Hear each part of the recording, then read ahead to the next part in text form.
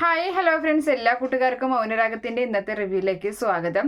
അങ്ങനെ കിരൺ നേരെ പ്രകാശിൻ്റെ അരികിലെ സ്റ്റേഷനിൽ വന്നിട്ട് സെല്ലിൻ്റെ അവിടെ നിന്നിട്ട് പറയുകയാണ്, താനൊന്നും ഒരിക്കലും നന്നാവില്ലടോ, എന്നാലും താൻ ഇത്രയും ദുഷ്ടത്തരം നിറഞ്ഞതാണല്ലോ, താനൊക്കെ ഞങ്ങളെ കൊല്ലാൻ നോക്കിയല്ലോ എന്ന് പറയുമ്പോൾ പ്രകാശൻ പറയുന്നുണ്ട്, എല്ലാം മോനെ ഞാനല്ല അത് ചെയ്തത്, ഞാൻ എവിടെ വേണമെങ്കിലും അത് പറയാൻ തയ്യാറാണ്, നിങ്ങൾ എന്നെ ശിക്ഷിച്ചു, അതുകൊണ്ട് എനിക്കൊരു കുഴപ്പവുമില്ല എന്ന് പറയുന്നുണ്ട്. അപ്പോൾ ആ സമയത്ത് പ്രകാശൻ കരയുകയാണ്. അപ്പോൾ അവൻ്റെ ഒരു കള്ളക്കരച്ചിൽ, തന്നെ ഒന്നും ഒരിക്കലും വിശ്വസിക്കാൻ പറ്റില്ല, അയാളെ ഒരു കള്ളക്കരച്ചിൽ എന്നും പറഞ്ഞിട്ട് അങ്ങനെ നിൽക്കുകയാണ്. അപ്പോൾ ഞാൻ എന്തായാലും ഗുണ്ടകളെ കണ്ടെത്തിയിട്ടുണ്ട്, ആ ഗുണ്ടകൾക്ക് പുറകെയായിട്ട് ഞാൻ പോകും, അതറിയട്ടെ, ആരാണ് ഇതിൻ്റെ പുറകിലെന്ന് അറിയട്ടെ എന്ന് പറഞ്ഞിട്ട് നമ്മുടെ കിരൺ അവിടെ നിന്നും പോവുകയാണ്. അങ്ങനെ അതിനുശേഷമാണെങ്കിൽ നേരെ ബാലൻ്റെ അരികിലേക്കാണ്. അപ്പോൾ ആ കാർ ഇടിച്ചു നിർത്തിയ സ്ഥലത്ത് ബാലൻ കാറൊക്കെ നോക്കി ഇങ്ങനെ നിൽക്കുന്നുണ്ട്. അപ്പോഴേക്കും കിരൺ അവിടേക്ക് എത്തി. അപ്പം കിരൺ ചോദിക്കുന്നുണ്ട്, എന്തായി ബാലട്ട എന്ന് ചോദിക്കുമ്പോൾ, ആ മോനെ ബ്രേക്ക് കട്ട് ചെയ്തത് തന്നെയാണ് എന്ന് നോക്കിയിട്ട് പറയുന്നുണ്ട്. അപ്പോൾ അയാൾ ഒരിക്കലും നന്നാവില്ല. അപ്പോഴും നമ്മുടെ ബാലനും കുറ്റപ്പെടുത്തുന്നത് പ്രകാശനെ തന്നെയാണ്. അവനെ 1-2 പ്രാവശ്യം എൻ്റെ വർക്ക്ഷോപ്പിലേക്ക് വന്നിരുന്നു, വർക്ക്ഷോപ്പ് നടത്തിക്കോട്ടെ എന്ന് ചോദിച്ചു. ഞാൻ ഇപ്പോൾ സമ്മതിക്കാതെയാണ്, വിറ്റത് നന്നായി, ഇനി എന്തായാലും അവൻ എന്നെ കാണാൻ വരില്ലല്ലോ, അവൻ എവിടെയെങ്കിലും ഞാൻ വെച്ച് കണ്ട അവൻ്റെ കർണക്കുറ്റി നോക്കി ഞാൻ ഒന്നാ കൊടുക്കും, അത്രയും ദുഷ്ടത്തരേ അവനുള്ളൂ, അവൻ്റെ മകനൊന്നും ഒരിക്കലും നന്നാവില്ല എന്നൊക്കെ ഇങ്ങനെ പറയുന്നുണ്ട്.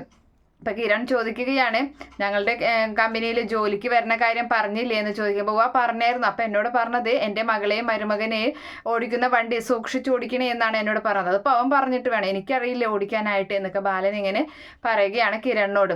അങ്ങനെ ആ സമയത്ത് ഇത് ഒരു 2 ഗുണ്ടകൾ ചേർന്നിട്ടാണ് ഈ പരിപാടി നടത്തിയത്. അപ്പോൾ ആ ഗുണ്ടകൾക്ക് അവനായിരിക്കും ചിലപ്പോൾ പൈസ കൊടുത്തത് എന്നിങ്ങനെ പറയുന്നുണ്ട് ബാലൻ.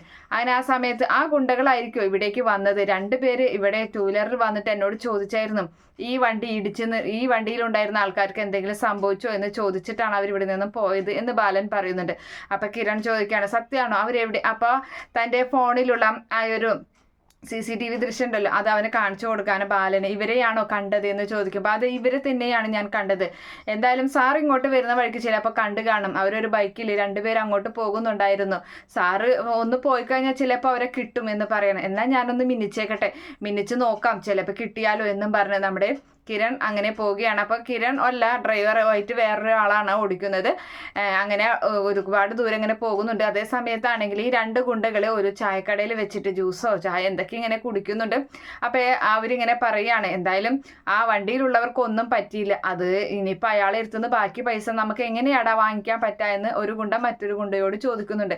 അപ്പോൾ പറയാണ്, അതിപ്പോൾ നമ്മുടെ കുഴപ്പമൊന്നുമില്ലല്ലോ പറ്റാഞ്ഞത്, നമ്മൾ പറഞ്ഞ പണി ചെയ്തു, ആ കുന്നിലിടിച്ച് നിർത്തിയത് കൊണ്ടല്ലോ ഒന്നും പറ്റാഞ്ഞത്, നമുക്ക് എന്തായാലും പൈസ വാങ്ങിക്കാമെന്നിങ്ങനെ പറയുന്നുണ്ട്. അങ്ങനെ ആ കടയിലൊരു ചേച്ചിയോട്, ആ കട നടത്തുന്ന ഒരു ചേച്ചിയാണ്, അപ്പോൾ എത്രയായി ചേച്ചി എന്ന് ചോദിക്കുമ്പോൾ 30 രൂപ എന്ന് പറയുന്നുണ്ട്. പറ്റിൽ എഴുതിക്കോ എന്ന് പറയുമ്പോൾ പറ്റ് ഒരുപാടായി എന്ന് പേടിച്ച് വരച്ചിട്ടാണ് ആ ചേച്ചി പറയുന്നത്. അപ്പം പറയുന്നുണ്ട്, ആയിക്കോട്ടെ ചേച്ചി, ഞങ്ങളിവിടെ അടുത്ത് തന്നെ ഉള്ളത്, ഞങ്ങൾ എങ്ങോട്ടും പോകുന്നില്ല, തന്നു തീർത്തോളാം എന്നും പറഞ്ഞ് അവർ അങ്ങനെ വണ്ടിയും എടുത്ത്. അപ്പോൾ ആ സമയം തന്നെ കിരൺ ഈ ഒരു കാഴ്ച കാണുകയാണ്, ഇവരിങ്ങനെ അവിടെ കടയിൽ ഇങ്ങനെ നിൽക്കുന്ന കാഴ്ച, പുറത്തിങ്ങനെ സംസാരിക്കുന്ന കാഴ്ച. അപ്പോൾ കിരൺ വേഗം തന്നെ അവരെ പുറകെയായിട്ട് വിടുന്നുണ്ട്. അവരാണെങ്കിൽ കത്തിച്ചങ്ങനെ വിടുകയാണ്. പെട്ടെന്ന് തന്നെ ഓവർടേക്ക് ചെയ്ത് നിർത്തുകയാണ് കിരൺ. അങ്ങനെ കിരൺ വണ്ടിയിൽ നിന്ന് ഇറങ്ങുമ്പോൾ ഇവർ വണ്ടിയിൽ നിന്ന് ഇറങ്ങുകയാണ്. എന്താണ് താൻ ഈ കാണിക്കുന്നത്, ഞങ്ങളെ ഓവർടേക്ക് ചെയ്ത് നിർത്താറായോ, താൻ ആരാ എന്നൊക്കെ ചോദിച്ചിട്ട് പ്രശ്നം ഉണ്ടാക്കുന്നത്. അപ്പോൾ കിരണെ മനസ്സിലായിട്ടില്ല എന്തായാലും ഇവർക്ക്.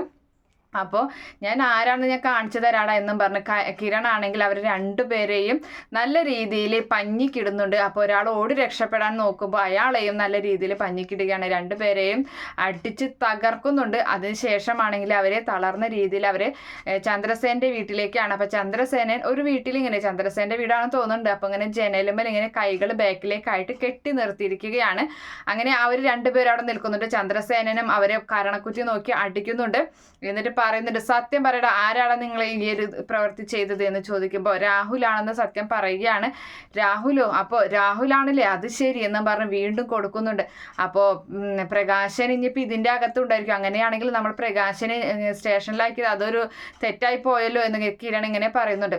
അപ്പം ചന്ദ്രസേനൻ പറയാണ്, ഇനിയിപ്പോൾ അവനുണ്ടായിരിക്കുമോ ഇതിൻ്റെ പുറകിലായിട്ട്, അവനും രാഹുലും തമ്മിൽ നല്ല അടുപ്പത്തിലാണല്ലോ, അതറിയാൻ പറ്റില്ല എന്ന് പറയുമ്പോൾ വീണ്ടും ചന്ദ്രസേനൻ ആ ഗുണ്ടകളെ തല്ലിയിട്ട് ചോദിക്കുന്നുണ്ട്, എടാ ഈ പ്രകാശൻ എന്ന് പറയുന്ന ആൾ ഇതിൻ്റെ പുറകിലുണ്ടോ എന്ന് ചോദിക്കുമ്പോൾ അതൊന്നും ഞങ്ങൾക്കറിയില്ല, ഞങ്ങൾ കണ്ടത് രാഹുൽ സാറിനെയാണ്, എൻ്റെ മകനെയും മരുമകൾക്കും വില അയാൾ എത്രയാണ് തന്നത് എന്ന് ചോദിക്കുമ്പോൾ ഞങ്ങൾ ചോദിച്ച പണം തന്നായിരുന്നു എന്നൊക്കെ പറഞ്ഞു. അങ്ങനെ വീണ്ടും വീണ്ടും അവരെ തല്ലിച്ചതയ്ക്കുന്നുണ്ട്. എന്തായാലും നിങ്ങളെ ഞങ്ങൾക്ക് വേണ്ട, നിന്നെ എന്തായാലും പോലീസിലും ഏൽപ്പിക്കാൻ പോകുന്നില്ല, ഞങ്ങൾക്ക് ഇത് ചെയ്യിച്ച ആളെയാണ് വേണ്ടത്. അങ്ങനെ കിരൺ പറയുന്നുണ്ട്, ഇവരെന്തായാലും 2 ദിവസം ഇവിടെ കിടക്കട്ടെ, 2 ഇവർക്ക് കൊടുക്കണം, എന്തായാലും പോലീസിൽ ഏൽപ്പിക്കേണ്ട എന്നും പറഞ്ഞ് അങ്ങനെ നിൽക്കണം. അങ്ങനെ അതിനുശേഷം കിരൺ പറയുന്നുണ്ട്, ഞാൻ എന്തായാലും സ്റ്റേഷനിലോട്ട് പോകട്ടെ, അത് പ്രകാശിനെ പുറത്തിറക്കാൻ പറയട്ടെ എന്ന് പറയുന്നുണ്ട്. അപ്പം ശരി എന്നാലെന്ന് പറയുന്നുണ്ട്. അങ്ങനെ നേരെ നമ്മുടെ കിരൺ പോകുന്നത് പോലീസ് സ്റ്റേഷനിലാണ്.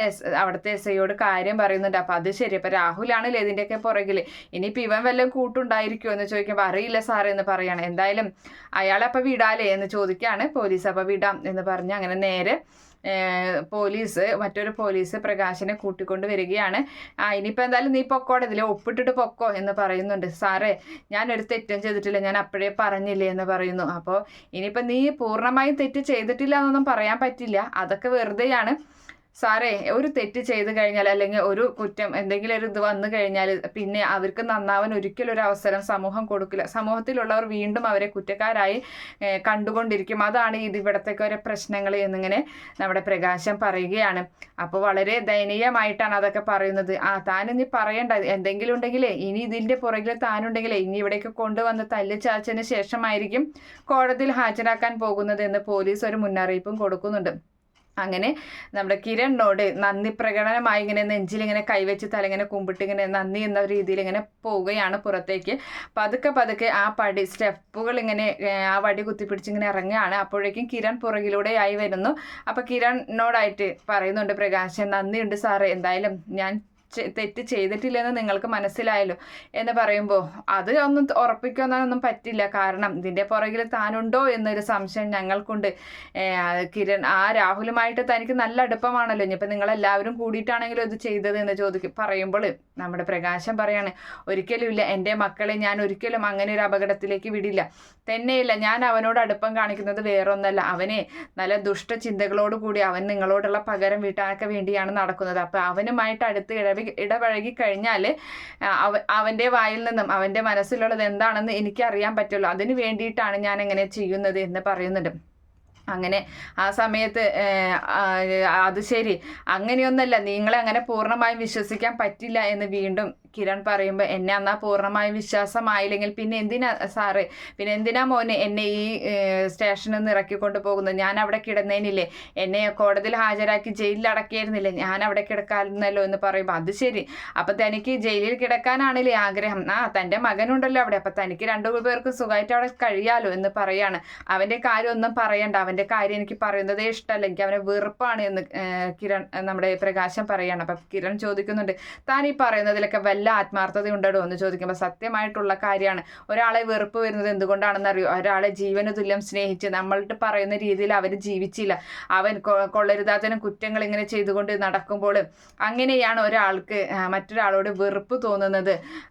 അത് എനിക്കിപ്പോൾ അവനോടുണ്ട്, അതുകൊണ്ട് ഒരിക്കലും ഞാൻ അവനെ ഇനി സ്നേഹിക്കില്ല, അവൻ നിങ്ങളെയൊക്കെ കൊല്ലാൻ വേണ്ടിയിട്ടാണ് നടക്കുന്നത്, 2 പ്രാവശ്യം ഞാൻ ജയിലിൽ പോയി കണ്ടപ്പോൾ അവന് പകയും വിദ്വേഷവും തന്നെയാണ്, ഞാൻ അവനോട് മാറാൻ പറഞ്ഞ സമയത്ത് പോലും അവൻ മാറാൻ തയ്യാറല്ല. പക്ഷേ ഞാനൊരു കാര്യം പറയാം, അവൻ നിങ്ങളുടെ ജീവന് ഭീഷണിയാവില്ല, അതെനിക്ക് ഉറപ്പാണ്, അതിന് വേണ്ട കാര്യങ്ങൾ ഞാൻ ചെയ്യും എന്നിങ്ങനെ പറഞ്ഞു നിൽക്കുന്ന ഒരു ഭാഗം കാണിച്ചിട്ടാണ് എന്തായാലും ഇന്നത്തെ എപ്പിസോഡ് അവസാനിക്കുന്നത്. ഈ റിവ്യൂ ഇഷ്ടപ്പെടുകയാണെങ്കിൽ ഈ ചാനൽ ഒന്ന് സബ്സ്ക്രൈബ് ചെയ്ത് സപ്പോർട്ട് ചെയ്യുക, അതുപോലെ തന്നെ ലൈക്ക് ചെയ്യാനും കമൻറ്റ് ചെയ്യാനും മറക്കണ്ട. Bye, thank U.